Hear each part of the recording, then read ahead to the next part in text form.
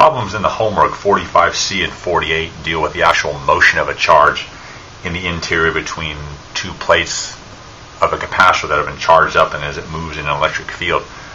In 45, it's the two disks of electric field between them.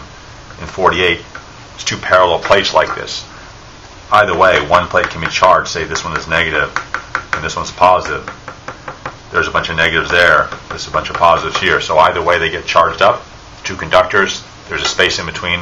So you can bet there's going to be an electric field between these two plates here, pointing sort of in this direction. Same with this one right here, pointing in this direction like that. So there is an electric field between these two conductors, and there it is. You probably know by now that if you now put a positive charge in between these two plates, well, it's going to move. Lots of descriptions of the movement. Some of you like to say it wants to repel from the like charged plate because like charges repel. So this plate's going to push this charge away. This plate's going to push this charge away. Those are correct. Others, you might be thinking a bit more advanced now in terms of electric potential. That's also good. The positive charge is going to move to minimize its potential. All of those ideas in terms of the energy perspective are encapsulated in this expression right here, that the change in kinetic energy of a proton, or any charged particle for that matter, is minus Q times delta V. We got this in class on Monday. So the change in kinetic energy is equal to minus Q times the change in potential that the charge undergoes. So in problem 45C, you got an answer for the change in potential between the two plates here.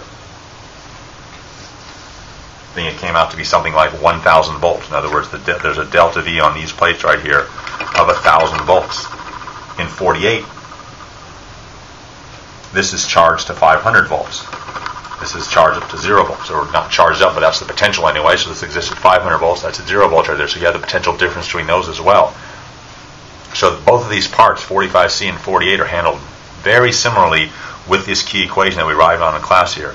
I like this expression because it really relates the delta V, which of course is your volts, and the delta KE here, which is a good old energy, something you've been using ever since Physics 141. But it's a tie-in between the two, so it shows you how the motion of a particle can change as its potential, not potential energy, but as its potential changes. So you were free to think of charged particles moving in fields as changing their potential, and that will have an effect on the ultimate energy and motion of that particle.